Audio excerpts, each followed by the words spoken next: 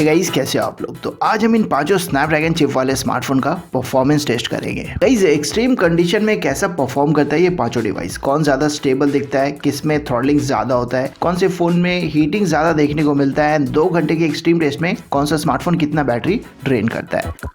तो अपने पास 5 स्मार्टफोन है, OnePlus 15R, Oppo Reno 15, OnePlus Nord 5, Realme 16 Pro Plus and Poco S7 5G।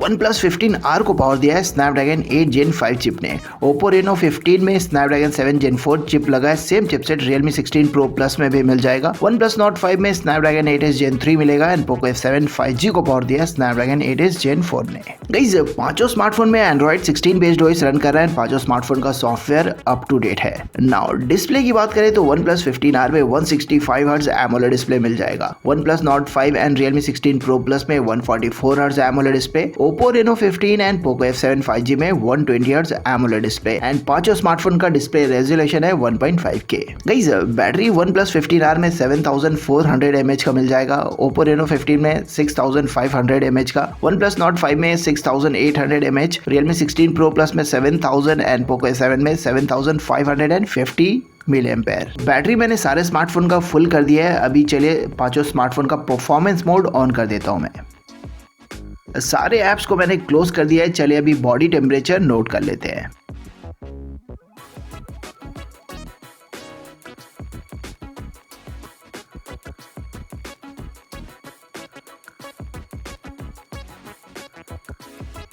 Guys, पांचों smartphone same wifi network से connected है। चलिए अब ब्राइटनेस को कर देता हूँ फुल स्टार्ट करने से पहले। तो सबसे पहले हम Geekbench टेस्ट रन करेंगे 2 राउंड, कौन सा स्मार्टफोन कितना स्कोर करता है, साथ में दोनों राउंड के स्कोर को भी कंपेयर करेंगे। वीडियो अगर पसंद आए, हेल्पफुल लगा तो प्लीज वीडियो को लाइक और शेयर करना मत भूलना।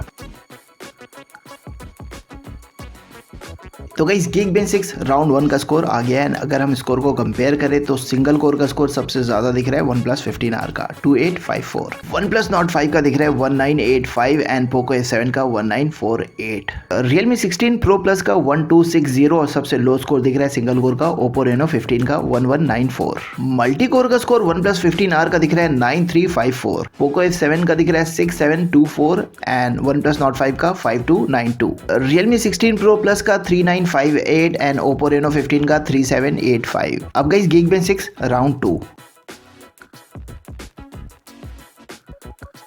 बॉडी टेम्परेचर OnePlus 15R का 24 डिग्री के आसपास था एंड अभी 34 डिग्री के आसपास दिखा मैक्सिमम, एंड Oppo Reno 15 का टेम्परेचर 25 डिग्री के आसपास था और अभी थोड़ा लो 31 डिग्री के आसपास दिखा। OnePlus Nord 5 का टेम्परेचर 24 डिग्री के आसपास था एंड अभी इसका टेम्परेचर मैक्सिमम 33 डिग्री के आसपास दिखा, एंड Realme 16 Pro Plus का टेम्परेचर भी 24 डिग्री के आसपास था और अभी टेम्परेचर इसका थोड़ा लो दिखा 30 डिग्री के आसपास। गाइस, तो पांचों स्मार्टफोन ही ज्यादा गर्म नहीं हुआ है। Poco S7 का टेम्परेचर 25 डिग्री के आसपास था एंड अभी 32 डिग्री के आसपास दिखा। तो गाइस, Geekbench राउंड 2 का स्कोर आ गया। चलिए इसको पहले राउंड के स्कोर से कंपेयर करके देखते हैं। OnePlus 15R का सिंगल कोर का score 4 points and multi core का स्कोर 99 पॉइंट्स ड्रॉप हुआ है। Oppo Reno 15 का सिंगल कोर का score 19 points and multi core का स्कोर 105 जंप किया है, स्कोर ज्यादा है इस राउंड में। OnePlus Nord 5 का सिंगल कोर का score 18 points and multi core का स्कोर 93 पॉइंट्स ड्रॉप हुआ है। Realme 16 Pro Plus का सिंगल कोर का score 10 points and multi core का 74 पॉइंट्स जंप किया है, पहले से ज्यादा है, एंड Poco F7 का सिंगल कोर का score 78 points and multi core का स्कोर 152 पॉइंट्स ज्यादा है, सेकंड राउंड में जंप किया स्कोर। तो गाइस, 2 राउंड हो गया Geekbench का, अब होगा 2 राउंड AnTuTu बेंचमार्क टेस्ट का। गाइस, ऐसे कंपैरिजन वीडियो बनाने में बहुत ज्यादा एफर्ट लगता है, तो प्लीज वीडियो को पूरा देखना, एंड तक देखना, और वीडियो अगर हेल्पफुल लगे तो प्लीज इसको लाइक और शेयर करना मत भूलना। AnTuTu बेंचमार्क टेस्ट के टाइम पे टेम्परेचर थोड़ा इंक्रीज हो जाता है, तो चलिए फिर से एक बार टेम्परेचर नोट कर लेते हैं।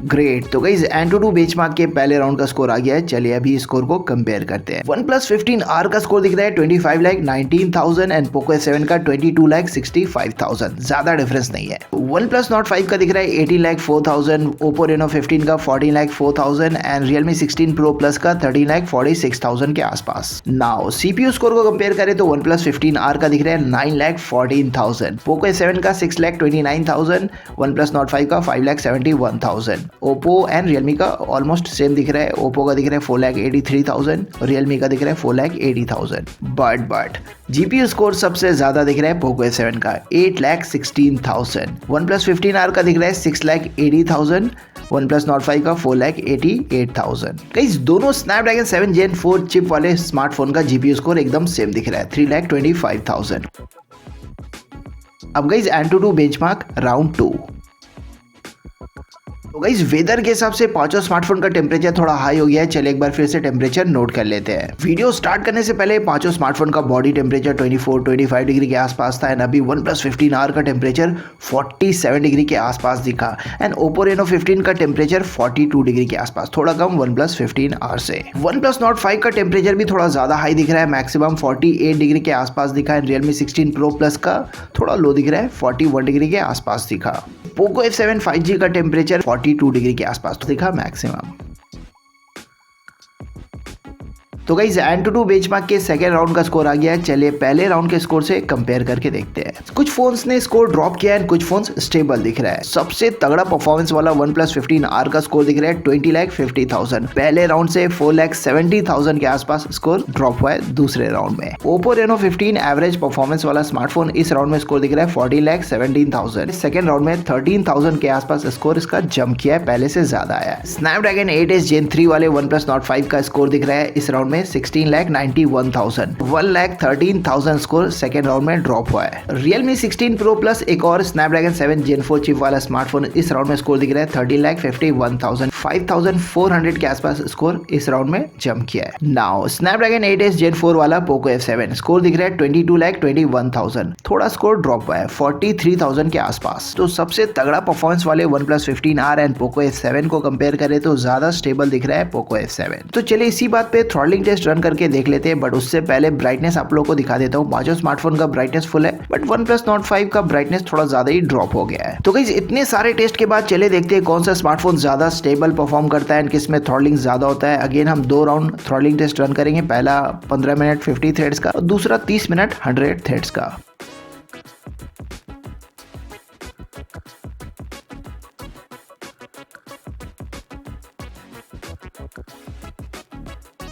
गाइस एंटूटू बेंचमार्क टेस्ट के टाइम पे सारे ही फोन का टेम्परेचर थोड़ा हाई रहता है, बट सीपीयू थ्रॉटलिंग टेस्ट के टाइम पे कुछ फोन्स टेम्परेचर ड्रॉप कर लेता है एंड कुछ फोन्स का टेम्परेचर अगेन हाई ही रहता है। तो गाइस सारे ही फोन का बॉडी टेम्परेचर अभी थोड़ा लो दिख रहा है। ओनली Poco F7 का टेम्परेचर थोड़ा हाई दिखा, मैक्सिमम 47 डिग्री के आसपास। तो गाइस 15 मिनट 50 थ्रेड्स के सीपीयू थ्रॉटलिंग टेस्ट का रिजल्ट आ गया। चलिए देखते हैं रिजल्ट किसका ज्यादा अच्छा दिख रहा है, कौन ज्यादा स्टेबल दिख रहा है। सबसे ज्यादा स्टेबल दिख रहा है दोनों एवरेज परफॉर्मेंस वाला फोन। Oppo Reno 15 का स्कोर दिख रहा है 93%, Realme 16 Pro Plus का स्कोर दिख रहा है 92%। वैसे सबसे ज्यादा इंप्रेसिव दिख रहा है Poco F7, स्कोर दिख रहा है 89%। OnePlus 15R का स्कोर दिख रहा है 84% एंड सबसे ज्यादा थ्रॉटलिंग हुआ है OnePlus Nord 5 में, स्कोर दिख रहा है 71%। गाइस बॉडी टेम्परेचर तो हमने नोट किया है, बट सीपीयू टेम्परेचर कितना हाई हुआ है पांचों स्मार्टफोन का, चलिए चेक कर लेते हैं। पांचों स्नैपड्रैगन चिप वाले स्मार्टफोन का टेम्परेचर बहुत ज्यादा हाई भी नहीं दिख रहा है एंड बहुत ज्यादा फ्लक्चुएट भी नहीं कर रहा है। 50 डिग्री के आसपास दिख रहा है मैक्सिमम एंड लोएस्ट 45 डिग्री के आसपास। एंड गाइस आप लोगों को बता दूं, अगर यहाँ पे कोई मीडियाटेक चिप वाला स्मार्टफोन होता तो उसका सीपीयू टेम्परेचर बहुत ज्यादा हाई होता है एंड बहुत ज्यादा फ्लक्चुएट भी करता है, ये नॉर्मली होता है। तो चलिए अब CPU throttling test round 2 30 minute 100 threads का।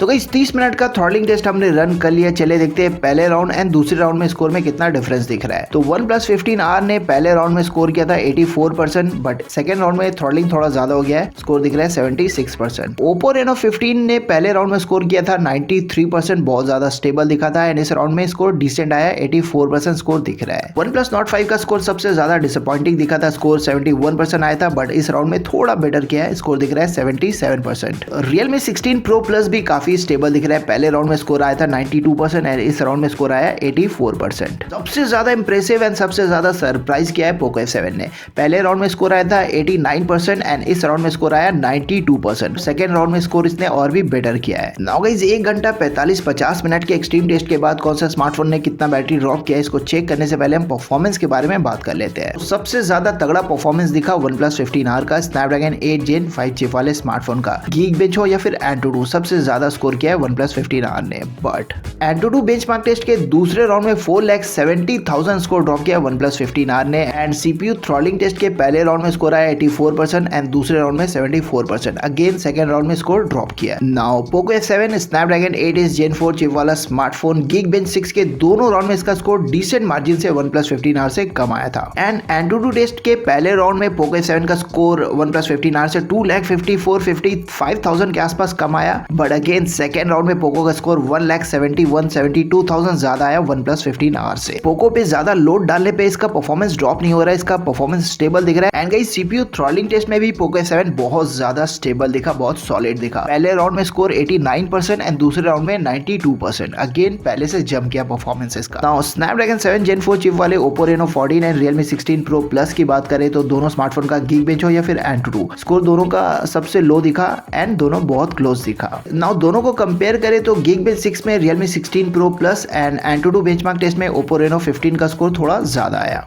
And guys CPU throttling test में भी दोनों स्मार्टफोन का परफॉर्मेंस बहुत सिमिलर दिखा, बहुत क्लोज दिखा दोनों। Snapdragon 8s Gen 3 वाले OnePlus Nord 5 की बात करें तो दोनों Snapdragon 7 Gen 4 वाले स्मार्टफोन से Geekbench हो या फिर Antutu, दोनों राउंड में इसका स्कोर ज्यादा आया। बट Antutu बेंचमार्क टेस्ट के दूसरे राउंड में OnePlus Nord 5 ने 1,13,000 के आसपास स्कोर ड्रॉप किया। And guys CPU throttling test में भी सबसे पुअर परफॉर्मेंस दिखा OnePlus Nord 5 का। 15 मिनट के टेस्ट में 71% ने स्कोर किया एंड 30 मिनट के टेस्ट में 77%, थोड़ा बेटर बट अगेन सबसे ज्यादा थ्रॉटलिंग हुआ OnePlus Nord 5 में। Now guys one of the most important part, battery backup. तो गाइस 1 घंटा 45-50 मिनट के एक्सट्रीम टेस्ट के बाद OnePlus 15R 74 पे दिख रहा है 26% बैटरी इसमें ड्रॉप किया है 1924 mAh।